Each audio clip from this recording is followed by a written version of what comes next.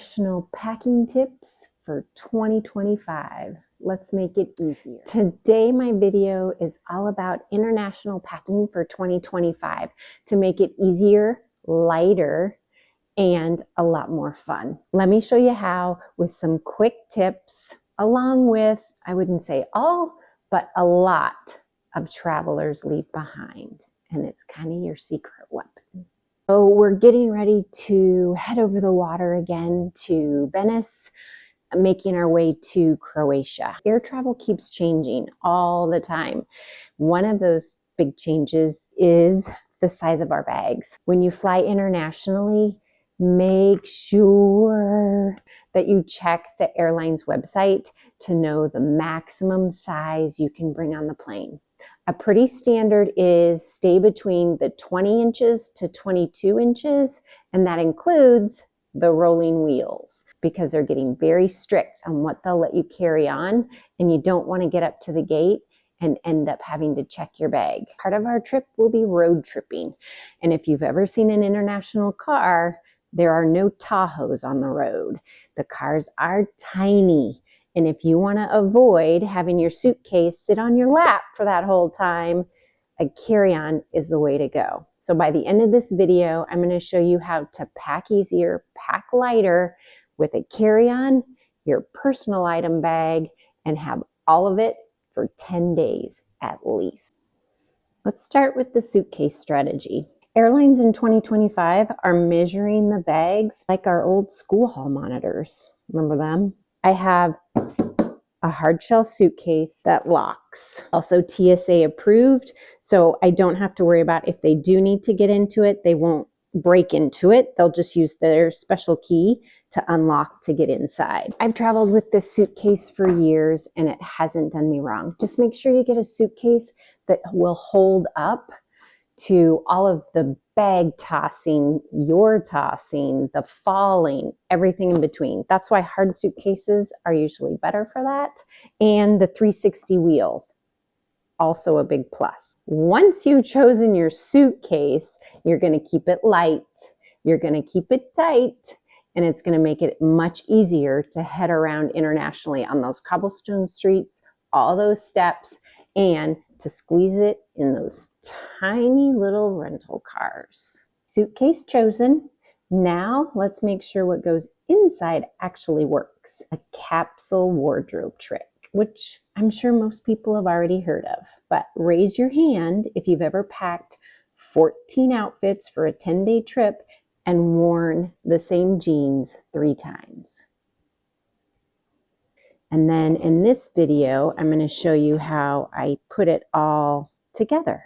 4, 3, 2, 1.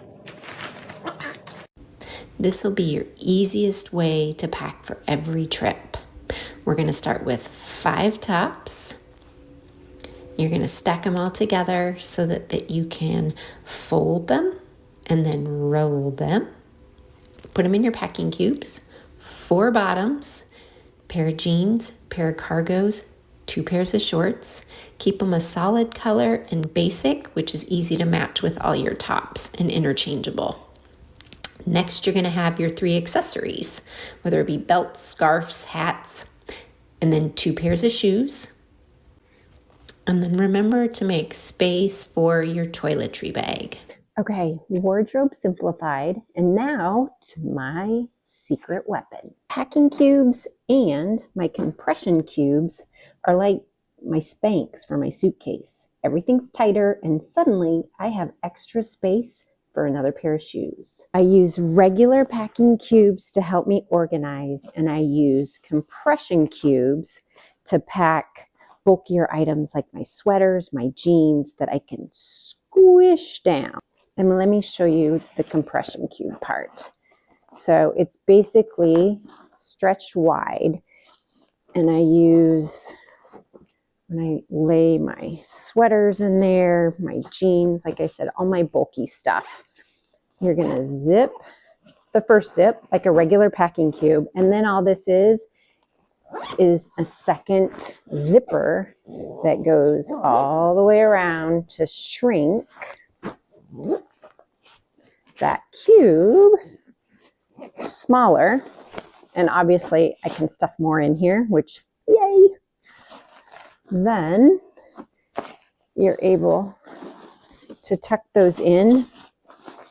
The only downside to using compression cubes for everything, like this, another reason I mix them up, is if you stuff too full, the suitcase is going to get a lot heavier. You need to be the one lifting up into the overhead bins. Flight attendants, they're not allowed to help you lift, and that's for a safety reason. And now we're moving on to the personal bag, aka my lifeline. And either one, if you are a shoulder bag personal item person or a backpack personal item person, as long as it fits in the seat in front of you and can hold all of your survival kit needs. What's your survival kit? Let's get into it. If these tips so far and the mini kit to come have been helpful, please hit the like button. And if you'd like to see weekly videos that I post with all things travel, please hit subscribe, and so you'll be notified when a video drops each week. My survival kit that goes into my carry-on bag every time we travel so that it never leaves my side, and I always have these with me. First and foremost, internationally, or if you don't have a real ID, passport. And I have all things passport related in another video that I'll put down in the descriptions that you can see on passport safety. So that goes into my bag, into the zipper.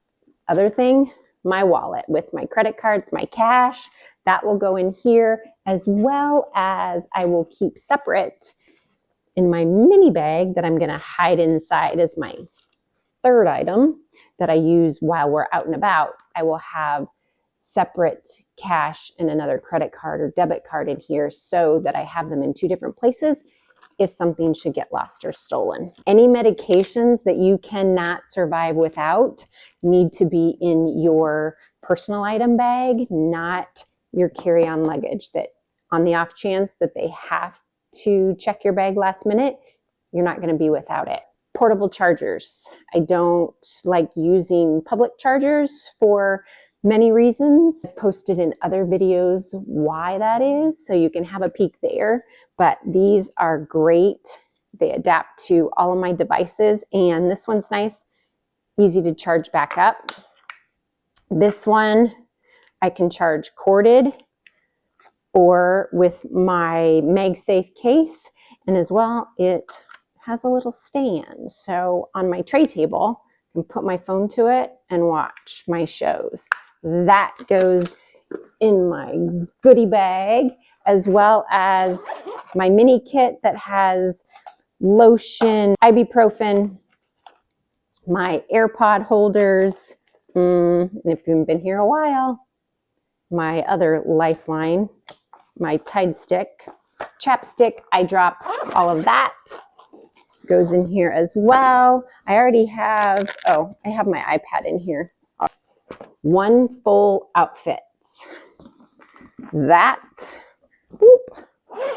When I take this bag, stores in the bottom here, along with my cozy airplane socks. This sits on top of this, and I'm ready to fly.